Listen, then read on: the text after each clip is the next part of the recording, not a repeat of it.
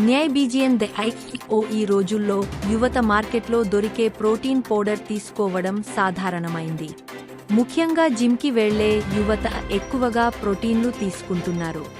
కారణం జిమ్కి వెళ్లి వర్కౌట్లు చేసినప్పుడు కండరాలను నిర్మించడానికి శరీరానికి ప్రోటీన్ అవసరం.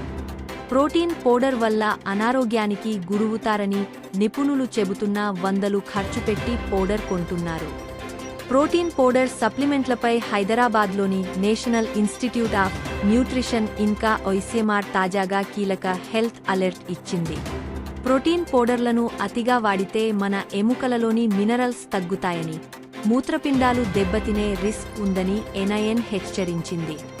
శరీరానికి శక్తిని అందించే విషయంలో ఆచితూచి వ్యవహరించాలని, శరీరానికి చక్కెరల ద్వారా అందించే కేలరీలు 5% ఉండాలని సూచించింది. తృణధాన్యాలు, మిల్లెట్ల నుంచి 45% కేలరీలను, పప్పులు, బీన్స్, మాంసం నుంచి 15% వరకు కేలరీలను శరీరానికి అందించవచ్చు. శరీరానికి అవసరమైన మిగిలిన కేలరీలను డ్రై ఫ్రూట్స్, కూరగాయలు, పండ్లు, పాల నుంచి పొందాలి.